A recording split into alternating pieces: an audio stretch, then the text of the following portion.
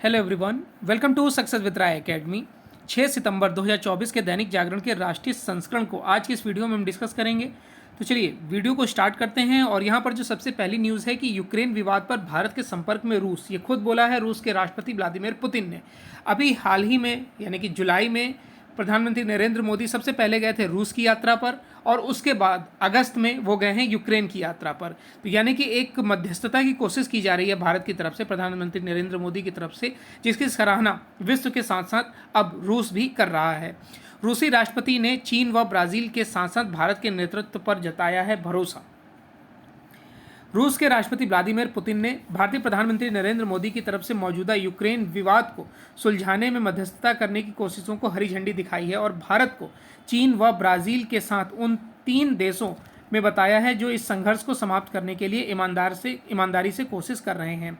उन्होंने इन तीनों देशों के साथ संपर्क में रहने की बात कही है। पुतिन के इस बयान को प्रधानमंत्री मोदी की पिछले 2 महीनों के दौरान मॉस्को और कीव, यानी कि मॉस्को रूस की राजधानी, कीव यूक्रेन की राजधानी, की यात्रा करने के दौरान दोनों देशों के राष्ट्रपतियों से मुलाकात करने व जारी संघर्ष को समाप्त करने की कोशिशों के तौर पर देखा जा रहा है। राष्ट्रपति पुतिन ने चीन और ब्राज़ील का नाम भी लिया है, लेकिन इन दोनों देशों की सरकारों के प्रमुखों ने यूक्रेन की यात्रा नहीं की है। सिर्फ भारतीय प्रधानमंत्री ही एकमात्र वैश्विक नेता हैं जो समान तौर पर दोनों पक्षों के संपर्क में हैं। हिमाचल के मंत्री बोले, बाहरी मुस्लिमों के कारण प्रदेश में स्थिति खराब। हिमाचल प्रदेश की राजधानी शिमला के संजौली में अवैध मस्जिद निर्माण का विरोध गुरुवार को तेज हो गया। हिंदू संगठनों के प्रदर्शन के बीच इस मुद्दे पर विधानसभा में बहस के दौरान कांग्रेस सरकार के पंचायती राज्य मंत्री अनिरुद्ध सिंह ने कहा कि बाहर से आए मुसलमानों के कारण हिमाचल प्रदेश में स्थिति खराब हो रही है। संजौली बाजार में महिलाओं का सड़क पर चलना मुश्किल हो गया है। लव जिहाद की घटनाएं बढ़ रही हैं और चोरियां भी हो रही हैं। मंत्री के इस बयान पर AIMIM सांसद असुद्दीन ओवैसी ने एक्स पर लिखा कि क्या हिमाचल की सरकार भाजपा की है या कांग्रेस की है? मोहब्बत की दुकान में नफरत ही नफरत। बता दें कि अवैध मस्जिद निर्माण को लेकर बीते कुछ दिनों में विरोध प्रदर्शन हो रहा है। मंत्री ने बीते दिन यह बयान भी दिया था कि अवैध है तो मस्जिद निर्माण गिरा दिया जाए।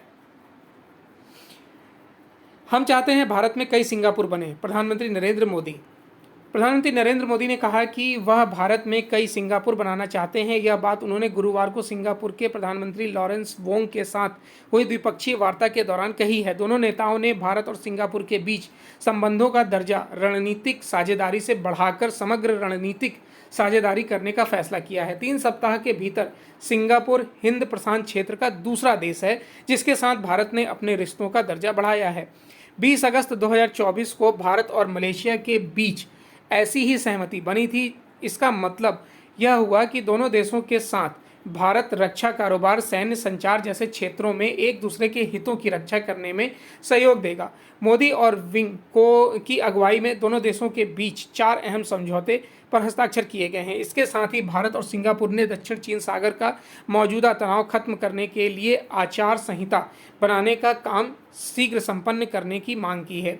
ब्रुनेई की यात्रा के बाद प्रधानमंत्री मोदी बुधवार को सिंगापुर पहुंचे थे। गुरुवार को उन्होंने प्रधानमंत्री वोंग और राष्ट्रपति थारमन समूरत्नम के साथ मुलाकात की थी। दोनों देशों के प्रधानमंत्रियों की अगुवाई में आधिकारिक वार्ता हुई है। वोंग सिंगापुर में चौथी पीढ़ी के प्रधानमंत्री हैं, जिस पर पीएम मोदी ने उन्हें खास तौर पर बधाई दी है। भारत विरोध नहीं आया काम, संकट में ट्रूडो सरकार। कनाडा में प्रधानमंत्री जस्टिन ट्रूडो की सरकार राजनीतिक संकट में फंस गई है। जगमीत सिंह के नेतृत्व वाली न्यू डेमोक्रेटिक पार्टी ने ट्रूडो सरकार से समर्थन वापस ले लिया है, जिससे सरकार अल्पमत में आ गई है। जगमीत ने आरोप लगाया कि लिबरल पार्टी की सरकार कॉरपोरेट के प्रभाव में है और जनता से कट गई है। अब ट्रूडो को सत्ता में बने रहने के लिए अन्य दलों का समर्थन जुटाना होगा। जगमीत को भारत विरोधी और खालिस्तान समर्थक माना जाता है, इसलिए ट्रूडो कई बार खालिस्तान संबंधी गतिविधियों को नजरअंदाज कर भारत को ही कटघरे में खड़ा कर चुके हैं, लेकिन अब वह खुद इस जाल में फंस गए हैं। जगमीत का कदम तत्काल चुनाव के लिए मजबूर नहीं करता है, लेकिन इससे ट्रूडो सरकार अस्थिर हो गई है। जस्टिस ट्रूडो नवंबर 2015 से सत्ता में है और वर्तमान सरकार का कार्यकाल अक्टूबर 2025 तक है।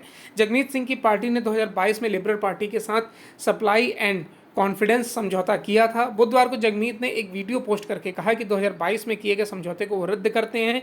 जगमीत ने एक बयान में कहा कि अब जल्द ही चुनाव होने की संभावना है और एनडीपी चुनाव के लिए तैयार है। उन्होंने यह भी कहा कि जल्द ही उनकी पार्टी अविश्वास प्रस्ताव लाएगी। सीट बेल्ट और हेलमेट की जागरूकता शहरों तक सीमित। सड़क दुर्घटनाओं में स्वयं को बचाने के लिए हेलमेट और सीट बेल्ट जैसे आवश्यक उपायों के प्रति लोगों की जागरूकता केवल शहरी क्षेत्रों तक सीमित है। ग्रामीण क्षेत्रों में इस संदर्भ में जरूरी समझ का अभाव है। इसी कारण दुर्घटनाओं में लोग स्वयं को नहीं बचा पा रहे हैं। यह चिंता injury prevention and safety promotion पर केंद्रित है। 15वें वैश्विक सम्मेलन में जारी की गई रिपोर्ट में व्यक्त की गई है। भारत में सड़क सुरक्षा पर सर्वसम्मत वक्तव्य नाम से जारी इस रिपोर्ट में कहा गया है कि केंद्रीय कानून के जरिए सीट बेल्ट को अनिवार्य बना दिया गया है। ड्राइवरों के साथ ही इसे वाहन के अन्य सवारियों के लिए भी जरूरी किया गया है, लेकिन इस पर सीमित ध्यान नहीं दिया जा रहा है। इसी तरह हेलमेट के लिए भी जब सख्ती की जाती है तो अक्सर इसे ड्राइवरों तक ही सीमित मान लिया जाता है, जबकि यह दोपहिया वाहनों के सभी सवारों के लिए अनिवार्य है। रिपोर्ट के अनुसार समस्या यह है कि सीट बेल्ट और हेलमेट को लेकर ज़्यादा ध्यान शहरी इलाकों तक ही सीमित है। सड़क परिवहन मंत्रालय के आंकड़ों के अनुसार केवल हेलमेट न पहनने के कारण 50,000 से अधिक लोगों की जान हर साल जाती है। तो कितना बड़ा आंकड़ा है ये। स्पष्ट है कि दोपहिया वाहन सवार सबसे अधिक जोखिम में हैं। 2022 में 1.70 लाख से ज़्यादा लोग सड़क दुर्घटनाओं में मारे गए, जिनमें 44.5% दोपहिया वाहन सवार थे। स्वच्छता मुहिम से भारत में हर वर्ष बचाए गए 70,000 बच्चे। स्वच्छ भारत मिशन की सफलता को रेखांकित करते हुए एक अध्ययन में कहा गया है कि इस महत्वाकांक्षी कार्यक्रम ने पूरे देश में नवजात और 5 वर्ष से कम उम्र के बच्चों की मृत्यु दर को कम करने में महत्वपूर्ण योगदान दिया है। इससे हर साल 60,000 से 70,000 शिशुओं और बच्चों का जीवन बचाने में कामयाबी मिली है। ब्रिटेन की साप्ताहिक पत्रिका नेचर में यह अध्ययन प्रकाशित हुआ है। प्रधानमंत्री नरेंद्र मोदी ने इस कार्यक्रम को लोगों के स्वास्थ्य के लिए भी बाजी पलटने पर 2 अक्टूबर 2014 को शुरू किया गया। इस अभियान में अगले माह 10 वर्ष पूरे हो जाएंगे। प्रधानमंत्री ने अध्ययन का हवाला देते हुए एक्स पर लिखा कि स्वच्छता के इस कार्यक्रम ने बाल और मातृ मृत्यु दर में कमी लाने में उल्लेखनीय योगदान दिया है। साफ सफाई की बेहतर व्यवस्था और घर घर शौचालय निर्माण ने देश में जन स्वास्थ्य का कल्याण किया है। प्रधानमंत्री ने इस पर प्रसन्नता व्यक्त की। शोध के जरिए स्वच्छ भारत मिशन जैसे कार्यक्रम का प्रभाव दुनिया के सामने आया है। भारत ने इस मामले में विश्व के सामने उदाहरण प्रस्तुत किया है।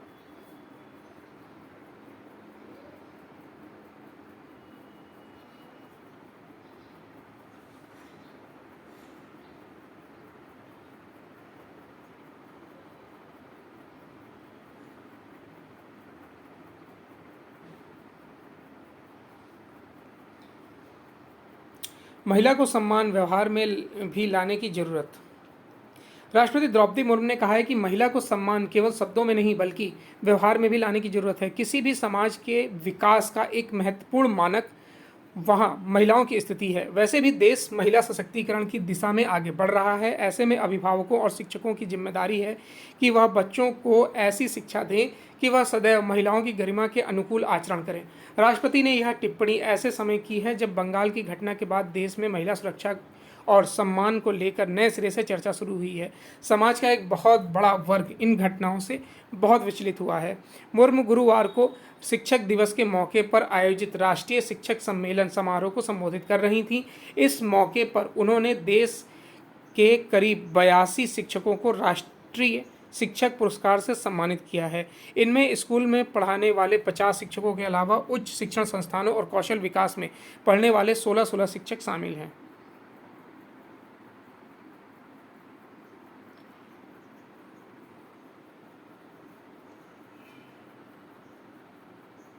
वैश्विक अस्थिरता के बावजूद भारत कर रहा शांतिपूर्वक विकास। रक्षा मंत्री राजनाथ सिंह ने मध्य कमान मुख्यालय में आयोजित ज्वाइंट कमांडर कॉन्फ्रेंस के दूसरे दिन गुरुवार को राष्ट्रीय हितों की रक्षा और आत्मनिर्भर भारत के लक्ष्य को आगे बढ़ाने के लिए सशस्त्र बलों के अमूल्य योगदान की सराहना की है। उन्होंने तीनों सेनाओं के बीच संयुक्त अभियान और एकीकरण को बढ़ावा देने के प्रयासों को भी सराहा है। इस दौरान कहा कि सशस्त्र बल युद्ध के लिए सदैव तैयार रहें।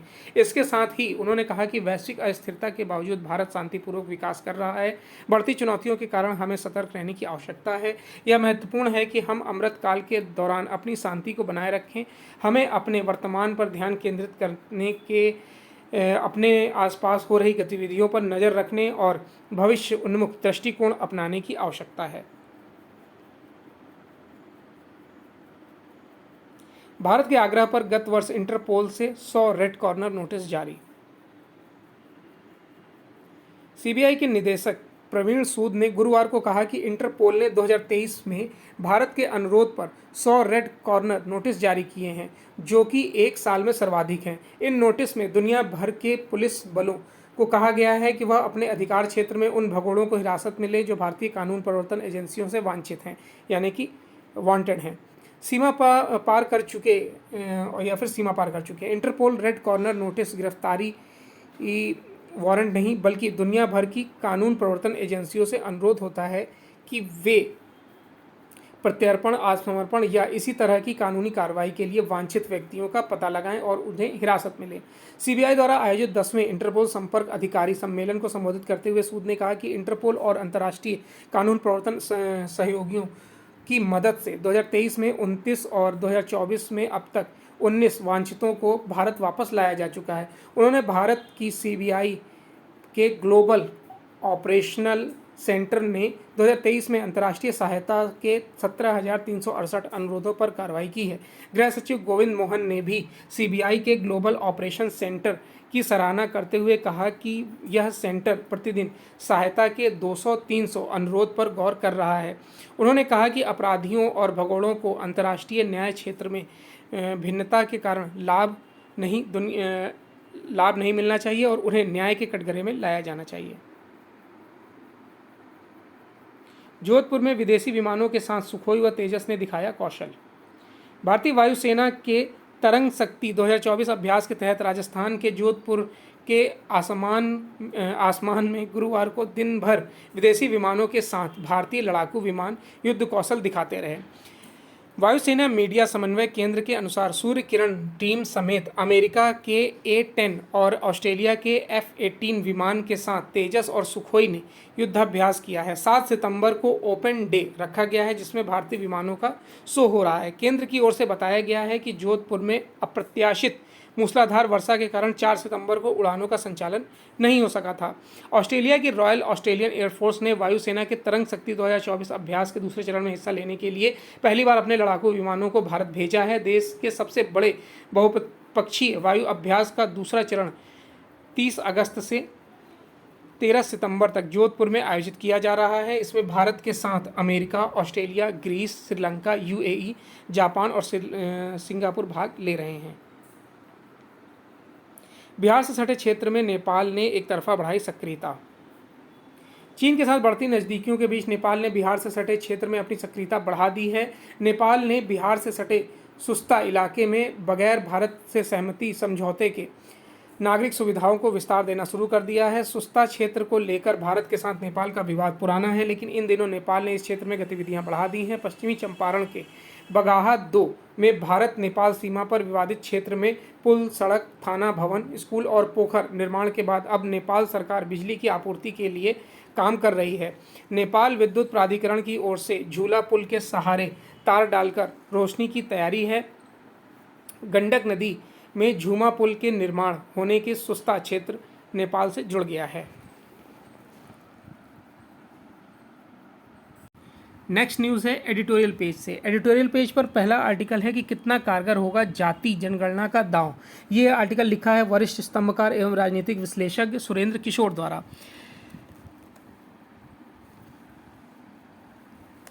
कांग्रेस के शीर्ष नेता राहुल गांधी का कहना है कि हम जातीय जनगणना अवश्य कराएंगे और उससे मिले आंकड़ों के आधार पर जिस जातीय समूह को जितने अधिक आरक्षण की जरूरत होगी उसे उतना आरक्षण देंगे।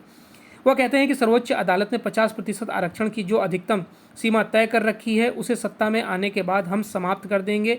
यदि राहुल की पार्टी सत्ता में आ भी गई तो क्या वह यह काम कभी कर पाएंगे?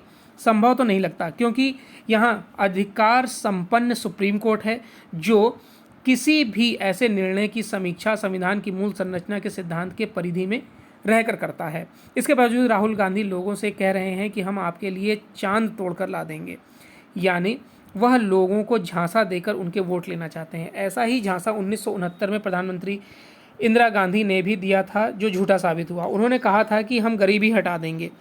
वह यह कहती थी कि हम गरीबी कम कर देंगे, तो वह सही हो सकता था, पर उसने लोगों को उनके झांसे में नहीं आते। झांसा देना कांग्रेस के लिए कोई नई बात नहीं है।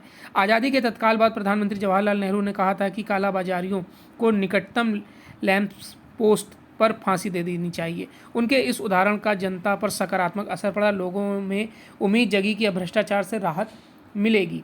पर उसके बाद हुआ क्या? आज़ादी के तत्काल बाद जब पाकिस्तान ने कश्मीर में घुसपैठ की तो भारतीय सेना की जीपों की भारी कमी महसूस हुई। सरकार ने तय किया कि ब्रिटेन से तत्काल 2000 जीपें खरीदी जाएंगी। प्रधानमंत्री कार्यालय ने ब्रिटेन के उच्चायुक्त वीके कृष्ण मेनन को संबंधी संदेश भेजा। बाद में पता चला कि ब्रिटेन की किसी कंपनी से जीपें खरीदी जाएं, उसके बारे में संकेत भी प्रधानमंत्री ने मेनन को दे दिया था। उस कंपनी की कोई साख नहीं थी। मेनन ने प्रशासनिक प्रक्रियाओं का पालन किए बिना उस कंपनी को 1,72,000 पाउंड का अग्रिम भुगतान कर दिया। कंपनी ने 2000 में से सिर्फ 155 जीपें भारत भेजी। वे इस्तेमाल लायक ही नहीं थी। उसे बंदरगाह से चलाकर गैराज तक भी नहीं ले जाया जा सकता था। इस पर संसद में भारी हंगामा हुआ। यह बात भी सामने आई कि पैसे का भुगतान खुद कृष्णन मेनन ने कर दिया था, जबकि यह काम उनका नहीं था। अंततः शयन अयंगर की अध्यक्षता में जांच कमेटी बनी। कमेटी ने अपनी रिपोर्ट में कहा कि जीप खरीद की प्रक्रिया गलत थी, इसकी न्यायिक जांच होनी चाहिए, पर नेहरू सरकार ने न्यायिक जांच नहीं कराई। वर्ष 1971 के बाद तो सरकार लूट की गति और तेज हो गई। इंदिरा गांधी सरकार 1969 में उस समय अल्पमत में आ गई थी, जब कांग्रेस में विभाजन हो गया। कम्युनिस्ट, डीएमके आदि की बैसाखी के सहारे उनकी सरकार किसी तरह से घिसट रही थी। ऐसे मौके पर इंदिरा गांधी ने गरीबों को झांसा दिया कि गरीबी हटाओ का नारा दे दिया। लोग उनके झांसे में आ गए और 1971 के चुनाव में इंदिरा गांधी के नेतृत्व वाली कांग्रेस को लोकसभा में पूर्ण बहुमत मिल गया। इस जीत के बाद वह गरीबी हटाने का वादा भूल गई। उन्होंने पहला सर्वाधिक महत्वपूर्ण काम स्वहित में किया और अपने पुत्र संजय गांधी को मारुति कारखाने का उपहार दे दिया। जब मारुति कारखाने की स्थापना का योजना आयोग ने विरोध किया तो उसका पुनर्गठन कर दिया गया।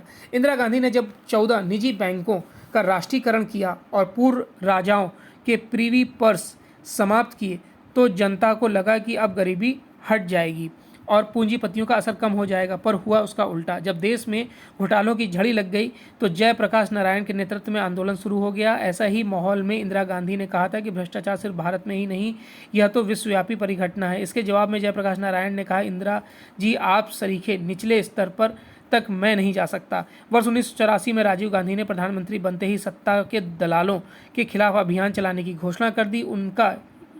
यह उनका झांसा ही साबित हुआ। बाद में वह खुद दलालों से घिर गए। तो यहाँ पर यह बताया गया है कि किस तरीके से जाति जनगणना का दांव चला जा रहा है। वो कांग्रेस का अगर हम पिछला या पुराना रिकॉर्ड देखें तो कहीं ना कहीं वो धता साबित होता है। ये बताता है कि ये सिर्फ चुनावी जुमले ही साबित होंगे। दूसरा आर्टिकल है असली नकली हिंदुत्व की लड़ाई। ये एक पॉलिटिकल आर्टिकल है, इसको स्किप कर देंगे। अब आते हैं हम बिजनेस पेज पर। सेलिब्रिटी करदाताओं में शीर्ष पर रहे हैं शाहरुख खान। वित्त वर्ष 2023-24 में 92 करोड़ रुपए का एडवांस टैक्स का भुगतान किया है शाहरुख खान ने। क्रिकेट की दुनिया में विराट कोहली ने सबसे ज़्यादा 66 करोड़ टैक्स चुकाया है। बताइए, ये मतलब जो सेलिब्रिटी हैं इनकी इनकम अगर देखी जाए, जो लगभग 1 अरब रुपए सिर्फ टैक्स दे रहे हैं, सोचिए उनकी इनकम कितनी होगी। 10 वर्षों में 32 गुना बढ़ी भारत की सौर क्षमता। प्रधानमंत्री नरेंद्र मोदी ने गुरुवार को कहा कि पिछले 10 वर्षों में भारत की सौर ऊर्जा क्षमता 32 गुना बढ़ी है। भारत 2030 तक 500 गीगावाट नवीकरणीय ऊर्जा क्षमता के लक्ष्य को हासिल करने की दिशा में आगे बढ़ रहा है। अंतर्राष्ट्रीय सौर गठबंधन के अंतर्राष्ट्रीय सौर महोत्सव को वीडियो संदेश के माध्यम से संबोधित करते हुए प्रधानमंत्री मोदी ने ये बात बोली है। उन्होंने कहा कि भारत ने पिछले कुछ साल में हरित ऊर्जा के क्षेत्र में कई कदम उठाए हैं। हरित ऊर्जा निवेश में असंतुलन दूर करना होगा। विकासशील देशों की मदद के लिए विनिर्माण और प्रौद्योगिकी को लोकतांत्रिक बनाना होगा। अल्प विकसित देशों और विकासशील देशों को सशक्त बनाना सर्वोच्च प्राथमिकता होनी चाहिए। भूमि, श्रम व कृषि बाजारों में सुधार की जरूरत। दास। गवर्नर शक्तिकांत दास ने कहा है कि खपत और निवेश की मांग में लगातार वृद्धि हो रही है। देश सतत वृद्धि के पथ पर आगे बढ़ रहा है। उन्होंने कहा कि जीएसटी और इंसॉल्वेंसी एंड बैंक्रप्सी कोड जैसे सुधारों से दीर्घकालिक सकारात्मक परिणाम सामने आए हैं। उन्होंने भूमि, श्रम तथा कृषि बाजारों में और अधिक सुधारों की आवश्यकता पर भी जोर दिया है। फिक्की और इंडियन बैंक्स एसोसिएशन के वार्षिक FIBAC 2024 सम्मेलन के उद्घाटन भाषण में दास ने वित्तीय क्षेत्र को मजबूत करने और उनसे उपेक्षाओं से संबंधित मुद्दे पर बात की है। दास ने कहा कि विभिन्न आर्थिक क्षेत्रों तथा बाजारों में व्यापक बदलाव हो रहे हैं और देश इन बदलावों के लिए तैयार है। दास ने कहा कि उन्नत अर्थव्यवस्था बनने की दिशा में हमारे देश की यात्रा को कई कारकों से अनूठे मिश्रण से बल मिल रहा है। बातें इंटरनेशनल पेज पर। भारत और सिंगापुर मिलकर स्थापित करेंगे सेमीकंडक्टर इकोसिस्टम। आने वाले समय में उस देश की धाक होगी जिसके पास सेमीकंडक्टर की ताकत होगी। ऐसे में गुरुवार को भारत और सिंगापुर के बीच सेमीकंडक्टर के क्षेत्र में इकोसिस्टम बनाने के लिए किया गया समझौता दोनों देशों के लिए एक बड़ी बढ़त देने की क्षमता रखता है। मोटे तौर पर यह समझना होगा कि सेमीकंडक्टर निर्माण से जुटी सिंगापुर की कंपनियों की पूंजी व प्रौद्योगिकी भारत और भारतीय प्रतिभा तथा इंफ्रास्ट्रक्चर के बीच सेतु का काम करेगा। प्रधानमंत्री नरेंद्र मोदी और उनके समक्ष लॉरेंस वोंग के सामने गुरुवार को IT व इलेक्ट्रॉनिक मंत्री अश्विनी वैष्णव ने सिंगापुर के व्यापार व उद्योग मंत्री गन किम योंग के बीच किए गए समझौते का आदान प्रदान किया है। यूक्रेन की सरकार में फेरबदल, एंड्री बनाए गए नए विदेश मंत्री। रूस के साथ फरवरी 2022 से चल रहे युद्ध के बीच यूक्रेन के राष्ट्रपति वोलोदिमीर जेलेंस्की ने सरकार में फेरबदल किया है। नए विदेश मंत्री और 2 उप प्रधानमंत्री नियुक्त किए गए हैं। संसद ने गुरुवार को इन नियुक्तियों पर मुहर लगा दी है। एंड्री सिबहा नए विदेश मंत्री बनाए गए हैं। तीसरे विश्व युद्ध को मैं ही रोक सकता हूं, डोनाल्ड ट्रंप। अमेरिका के पूर्व राष्ट्रपति डोनाल्ड ट्रंप ने बुधवार को कहा कि तीसरे विश्व युद्ध का खतरा सामने है और केवल वही इसे रोक सकते हैं। परमाणु प्रसार से मंडराते खतरे को इंगित करते हुए उन्होंने कहा कि इससे वैश्विक विस्फोट का जोखिम है। यूक्रेन युद्ध, गाजा का संघर्ष और हमास द्वारा 7 अक्टूबर को इजराइल पर किए गए आतंकी हमले जैसी घटनाएं कभी नहीं हुई होती अगर वह राष्ट्रपति होते। ट्रंप ने यह बात पेंसिल्वेनिया के हैरिसबर्ग में आयोजित एक टाउन हॉल की बैठक के दौरान कही है। प्रत्यर्पण की मांग होने तक भारत में शांत रहे हसीना। यूनुस। बांग्लादेश की अंतरिम सरकार के प्रमुख मोहम्मद यूनुस ने गुरुवार को कहा कि पूर्व प्रधानमंत्री शेख हसीना भारत में बैठकर जिस प्रकार की राजनीतिक टिप्पणियां कर रही हैं वह कतई सही नहीं है। जब तक बांग्लादेश उनके प्रत्यर्पण की मांग नहीं करता तब तक उन्हें चुप बैठे रहना चाहिए ताकि दोनों देशों के बीच संबंध असहज ना हो। एक साक्षात्कार में यूनुस ने कहा कि उनका इशारा बांग्लादेश की पूर्व प्रधानमंत्री शेख हसीना के 13 अगस्त के उस बयान की ओर था जिसमें उन्होंने न्याय की मांग करते हुए कहा था कि हालिया जो आतंकी कृत्यों, हत्याओं और बर्बरता में शामिल लोगों की पहचान कर उन्हें दंडित किया जाए। बांग्लादेश की अंतरिम सरकार के प्रमुख ने कहा कि अंतरिम सरकार बांग्लादेश के लोगों के लिए न्याय सुनिश्चित करने को प्रतिबद्ध है और न्याय के लिए यह आवश्यक है कि उन्हें स्वदेश वापस लाया जाए। मैक्रों ने मिशेल बार्निया को फ्रांस का नया प्रधानमंत्री नियुक्त किया है। राष्ट्रपति इमैनुअल मैक्रोन ने गुरुवार को यूरोपीय संघ के पूर्व ब्रेक्जिट वार्ताकार मिशेल बार्नियर को फ्रांस का नया प्रधानमंत्री नियुक्त किया है। मैक्रों ने 50 से ज़्यादा दिनों के चल रहे कार्यवाहक सरकार के बाद नए प्रधानमंत्री के नाम का ऐलान किया है। मैक्रों और उनके सहयोगियों ने कई हफ्ते तक किए गए गहन प्रयासों के बाद 73 वर्षीय बार्नियर को नियुक्त किया है। तो ये आज का 6 सितंबर 2024 का दैनिक जागरण का राष्ट्रीय संस्करण था। आई होप आपको वीडियो अच्छा लगा होगा। अगर वीडियो अच्छा लगा तो लाइक और शेयर कर दीजिएगा। वीडियो देखने के लिए धन्यवाद।